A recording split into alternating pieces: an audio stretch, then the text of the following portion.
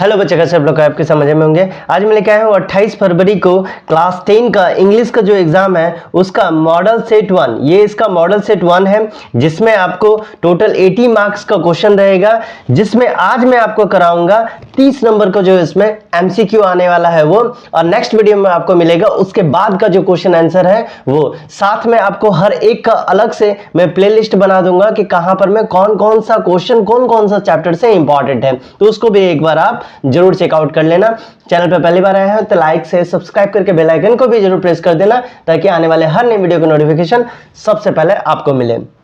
तो ये इंस्ट्रक्शन वगैरह आप देख लेना, ठीक है। हम लोग सीधा आते हैं क्वेश्चन में। यहां पर मैं क्या दिया गया, एक पैसेज दिया गया हैबिट के ऊपर। Is a powerful force of our life, it shape the how we act and we think often without us even the realising it, from the brushing our teeth in the morning, the way we respond the challenges habit dedicate much of our behavior. Some habits such as the eating healthy and exercising regularly can be positive and they contribute to be a better life. Other like smoking and the procrastinating can have the negative consequence. तो इस तरह करके आप इस passage का क्या करेंगे, pause करके पूरा पढ़ेंगे, उसके बाद इसका आंसर देने का कोशिश करेंगे। पहला जैसे दिया गया है, what is the central idea of the passage, इस पैसेज का सेंट्रल आइडिया क्या है, तो ये हो जाएगा A number, habit shape our behaviour and can have both positive and negative effect, दोनों तरह का इसमें देखने को मिलता है। नंबर 2 में पूछा गया है, how long does it to take to form a new habit according to the passage, passage के हिसाब से कितना दिन लगता है। तो आपने बहुत जगह ये चीज पढ़ा होगा या देखा होगा, 21 दिन, कितना, सिर्फ 21 दिन लगते हैं एक नए हैबिट को एडप्ट करने में। 3 नंबर में दिया गया है, what is the key of forming a new habit according to the passage, इसका की क्या है अगर नया हैबिट को आप एक्सेप्ट करना चाहते हो या उसको फॉलो करना चाहते हो, तो ये हो जाएगा A number, repeating the behavior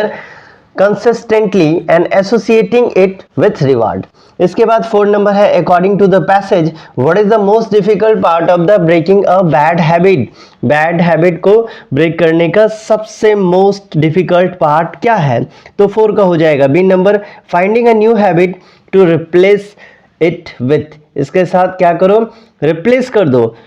bad habit हट जाएगा। 5 नंबर है, what does the passage suggest as a strategy to replace the negative habit, क्या सजेस्ट करता है एज ए स्ट्रैटेजी के रूप में ताकि आप बैड हैबिट को हटा पाओ या नेगेटिव हैबिट को हटा पाओ, तो ये हो जाएगा C number, replacing the negative habit with a positive one, आप उसके जगह कोई और हैबिट को एडॉप्ट कर लो। नंबर 6 है, what is the synonym of the word persistence as used in the passage, इसका क्या सिनोनिम्स क्या हो जाएगा, सिनोनिम्स कहने का मतलब है एक जैसा, मिलता जुलता, तो ये आपका कौन सा ऑप्शन हो जाएगा, ये हो जाएगा नंबर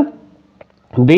कंसिस्टेंसी, जिसको बोलते हैं लगातार, कंटिन्यू, इस तरह का वर्ड आता है। इसके बाद 7 नंबर है, why it is important to understand the power of habit according to the passage, क्यों हम लोग को जरूरत है ये समझने का कि पावर क्या होता है हैबिट का,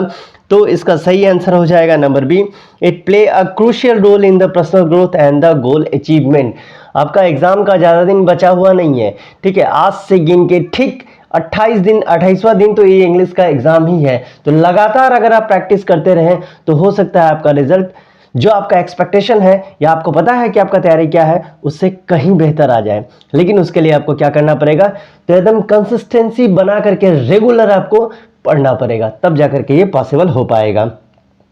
इसके बाद हम लोग आते हैं 8 नंबर में, जहां पूछा जा रहा है, what is the effect of the developing a good habit based on the passage, good habit का इफेक्ट क्या होता है आपके जीवन में ये बताना है, तो ये हो जाएगा A number, it can be lead the better life, ये आपके जीवन की दिशा और दशा दोनों बदल सकता है। इसके बाद फिर से यहाँ पर में दिया गया है, यहाँ से आपका ग्रामर का ऑप्शन शुरू हो जाता है। 9 नंबर में है, the indirect speech Radha said to me I will help you today, इसका इनडायरेक्ट जो है वो क्या हो जाएगा, तो 9 का हो जाएगा B number, Radha told me that she would help me that day. इसके बाद 10 नंबर में है, द इनडायरेक्ट स्पीच कहना है, Rita said I was playing, क्या था, आई वाज प्लेइंग, तो इसका हो जाएगा यही number, Rita told me that she had been playing. इसके बाद हम लोग आते हैं 11 नंबर में, जहां पूछा जा रहा है, I dash living here since 2004, तो यहां पर मैं आप क्या लगाओगे, तो I have been living here, ठीक है, किस तरह का सेंटेंस है, तो ये प्रेजेंट परफेक्ट कंटिन्यूअस टेंस के अंदर में आता है। 12 नंबर है dash the best win, dash the best win, तो ये 12 का हो जाएगा मे द बेस्ट विन। 13 है you dash get me early, you dash get me early, तो you must get up early, क्या था, you must get up early. 14 है we have seen the playing for 2 hours is an example of, ये किसका example है, किस तरह का टेंस है, ये हो जाएगा B number present perfect continuous tense, जिसको मैं शॉर्ट में पीपीसी करके बुलाता हूँ। इसका 15 नंबर में है I wish I dash been rich, तो इसका क्या हो जाएगा, I had been rich, I wish I had been rich. इसके बाद आते हैं 16 नंबर में, जहां आपसे पूछा जा रहा है चेंज करना है, change into the negative sentence always speak the truth, इसका नेगेटिव क्या हो जाएगा,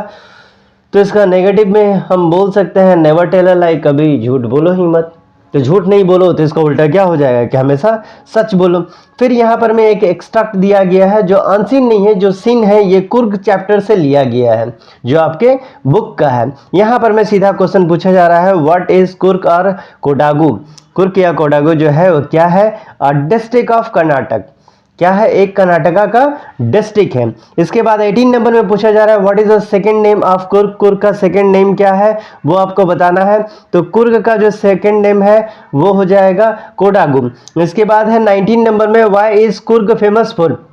कुर्ग जो है किस चीज के लिए फेमस है, तो ये कॉफी के लिए, रेन फॉरेस्ट के लिए, और क्या है स्पेसीज यानी मसालों के लिए ये क्या है फेमस है। इसके बाद 20 नंबर में पूछा जा रहा है वेयर डिड लैंचो लिव, ये आपका हो जाएगा आपका बुक से, तो लैंचो जो है वो कहाँ रहता था ये आपको बताना है, तो ये हो जाएगा number A on the crest of low hill, low hill के एरिया में वो रहता था। इसके बाद 21 में पूछा जा रहा है who wrote the poem fire and ice, fire और आइस जो है वो किसके द्वारा लिखा गया है ये आपको बताना है। फायर और आइस पूछा गया है तो ये हो जाएगा रॉबर्ट फर्स्ट के द्वारा लिखा गया है। 22 में पूछा गया है what is the name of Nelson Mandela's daughter, यानी नेल्सन मंडेला जो थे उनका डॉटर का नाम क्या है वो आपको बताना है, तो ये हो जाएगा बी नंबर जे नानी, नॉट जनानी, ठीक। इसके बाद हम लोग आते हैं 23 नंबर में, जहां पूछा जा रहा है the baker from Goa was called, जो बेकर जो गोवा से थे उनको क्या कहा जाता था, तो उसको पैडर के नाम से हम लोग जानते हैं। इसके बाद 24 में है who passes near the water whole,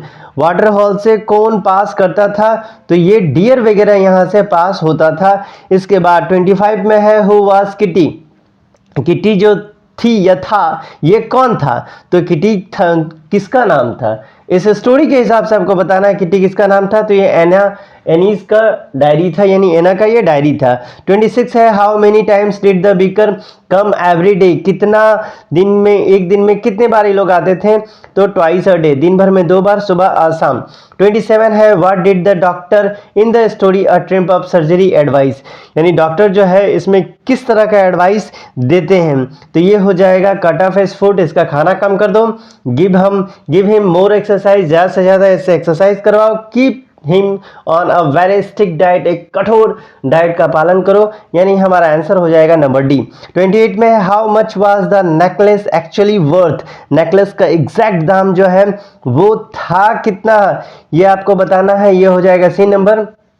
500 French. इसके बाद 29 में है Griffin was rather a dash person, Griffin जो था वो किस तरह का पर्सन था, तो ये हो जाएगा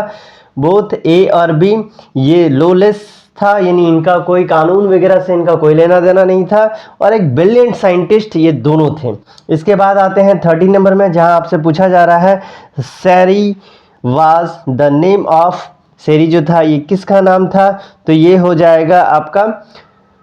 बोथ ए और बी, यहाँ है एक सर्वेंट और यहाँ पर मैं देखिए दूसरा ऑप्शन कोई नहीं है, तो आप एक सर्वेंट ही मान लेना क्योंकि सैरी जो है वो सर्वेंट का ही नाम होगा, यहाँ पर मैं ए और बी का ऑप्शन देने का कोई मतलब बनता ही नहीं है, ठीक है। तो ये था आपका सेट 1 जिसमें आपको मिला 30 MCQ मोस्ट इंपॉर्टेंट, जो आपके एग्जाम में आने का चांसेस 99% है। आप कोई भी बोर्ड से हो, CBSE हो, जैक हो, किसी भी बोर्ड से हो, अगर आपका ये सब चैप्टर है तो ये आपके लिए इंपॉर्टेंट है। बाकी अदर बोर्ड वाला के लिए ग्रामर का सेक्शन तो उनके लिए भी कॉमन है अगर आपका इंग्लिश है तो, ठीक है। तो मिलते हैं अगले वीडियो में, तब तक के लिए आपको क्या करना है, वीडियो को लाइक करके शेयर करना है जहां जहां भी आप ग्रुप बना करके रखें। मिलते हैं अगले वीडियो में, तब तक के लिए bye bye and take care.